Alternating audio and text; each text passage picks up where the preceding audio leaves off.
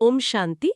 আমাদের আজকের এই মুরলী মন্থনে আজকের এই গভীর বিশ্লেষণে সকল রুহানি ভাই বোনদের অনেক অনেক স্বাগত জানাই। ওম শান্তি।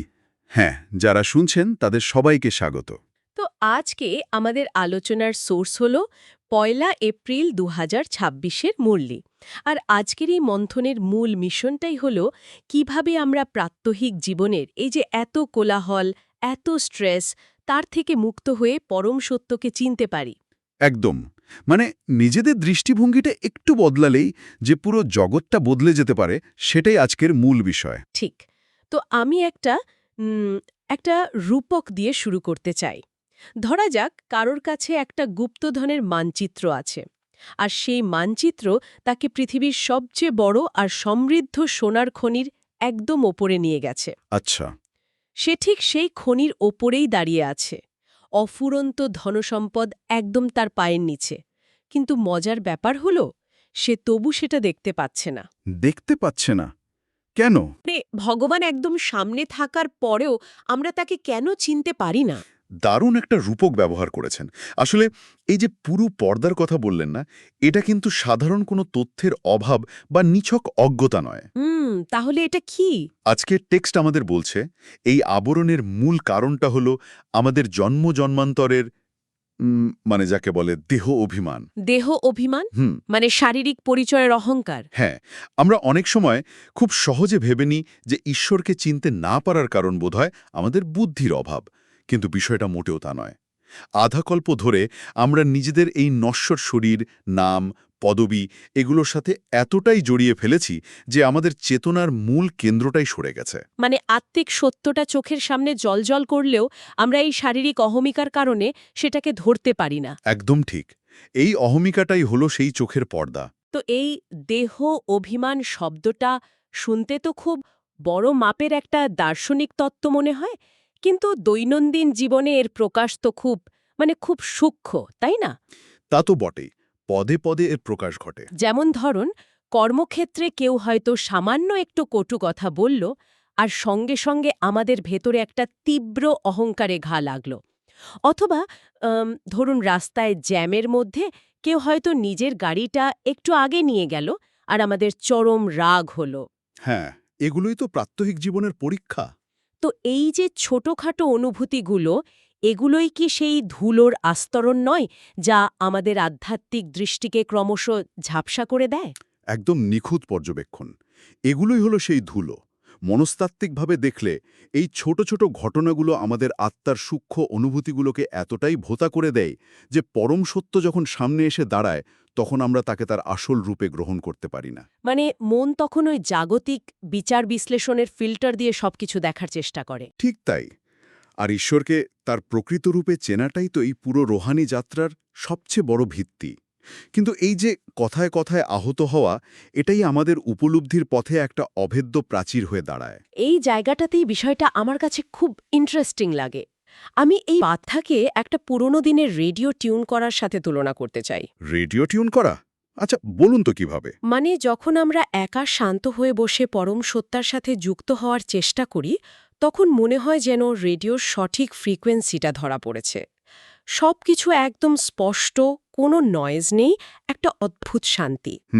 কানেকশনটা যখন ক্লিয়ার থাকে। হ্যাঁ, কিন্তু পরক্ষণেই হয়তো ওই অফিসের ঝামেলা বা ট্রাফিকের বিরক্তি মনের মধ্যে উকি দিল, আর রেডিওতে প্রচণ্ড স্ট্যাটিক বা বিশৃঙ্খল শব্দ শুরু হয়ে গেল।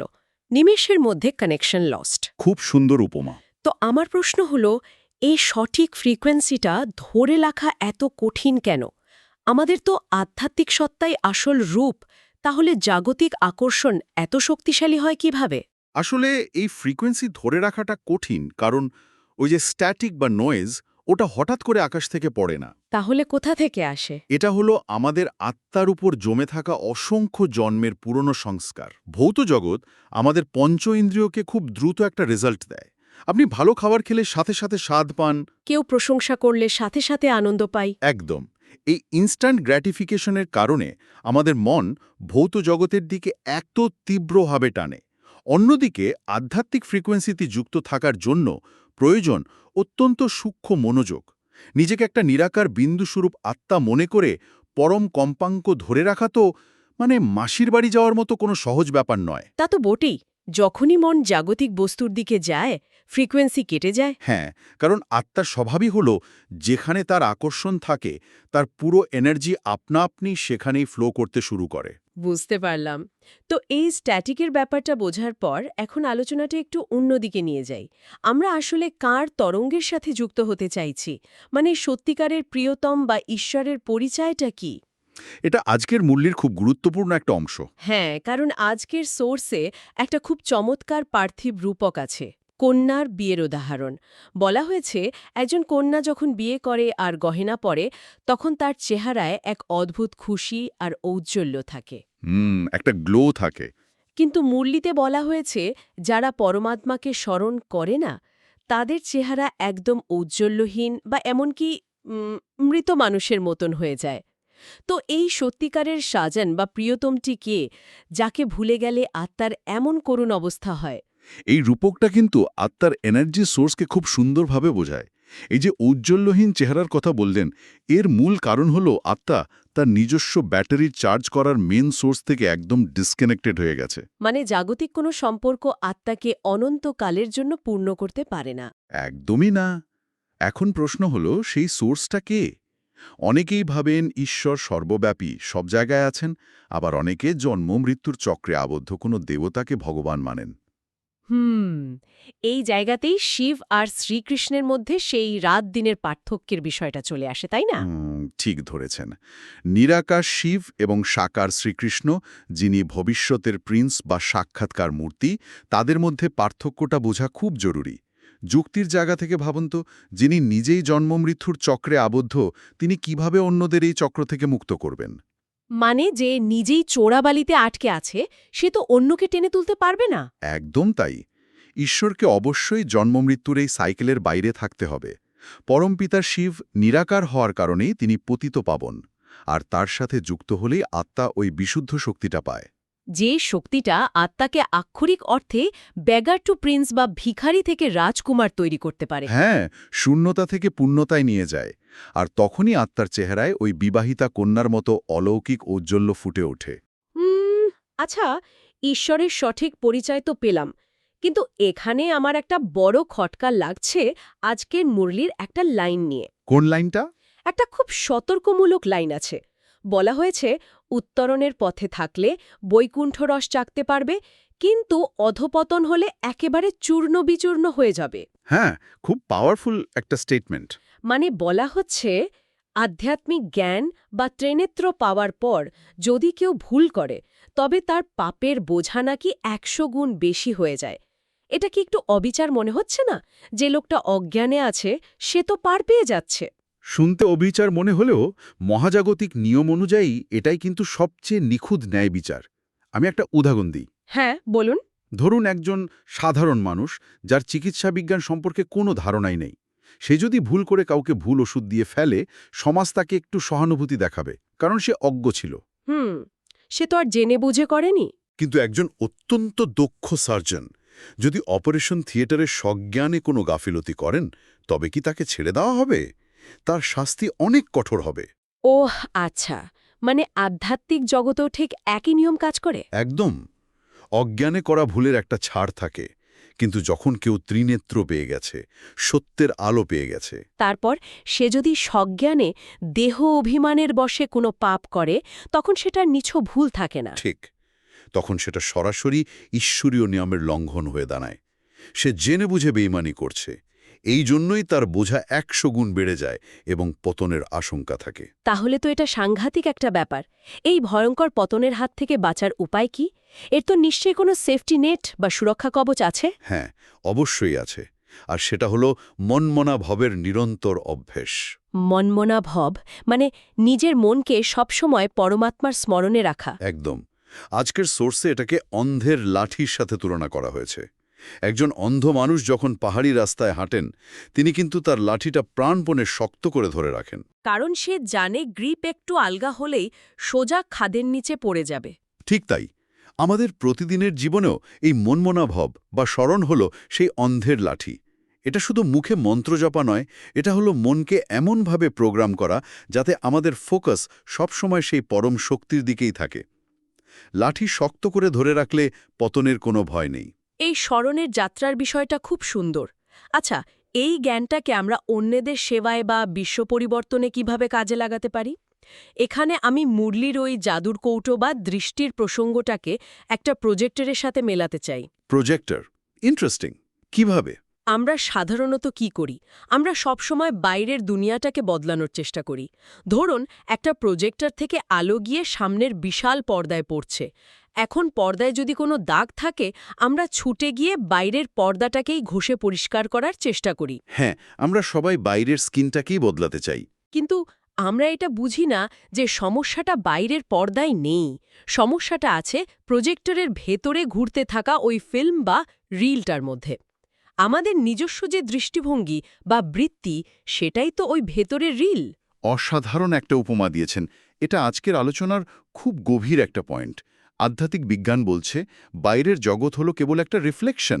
আসল পরিবর্তনটা করতে হবে নিজের দৃষ্টি আর বৃত্তিতে। আর এই ভেতরের ফিল্মটা বদলানোকেই তো বলা হয় অসীমের বৈরাগ্য বা বেহাদ কি বৈরাগ্য, তাই না? একদম ঠিক। সম্পূর্ণ অনাসক্ত দৃষ্টিভঙ্গি। কিন্তু এখানেই তো আমার সবচেয়ে বড় আপত্তি।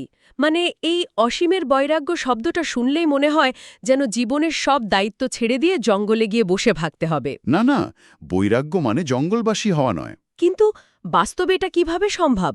আমি অফিসে কাজ করব, অথচ কাজের ফলের প্রতি আমার কোনো আসক্তি থাকবে না। এটা তো হিউম্যান সাইকোলজির একদম বিপরীত। শুনতে বিপরীত মনে হলেও এখানেই বৈরাগ্যের আসল বিজ্ঞানটা লুকিয়ে আছে।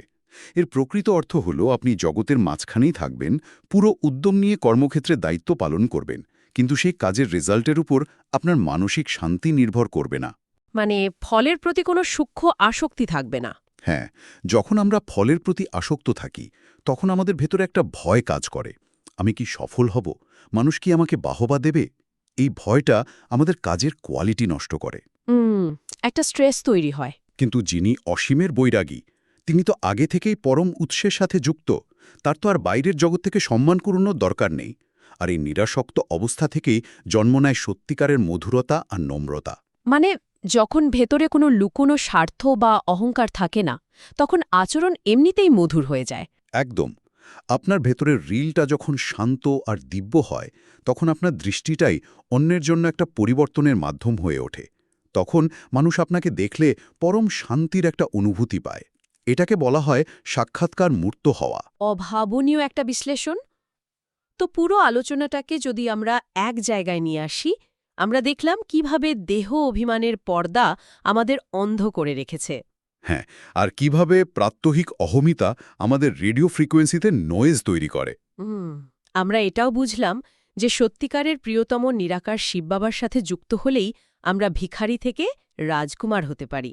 আর জ্ঞান পাওয়ার পর পতনের ঝুঁকি কতটা বেড়ে যায় সেটাও পরিষ্কার হলো। এবং সবশেষে অন্ধের লাঠি ধরে কিভাবে নিজেদের ভেতরের প্রজেক্টরের ফিল্মটাকে অসীমের বৈরাগ্য দিয়ে পরিষ্কার লাগতে হয়।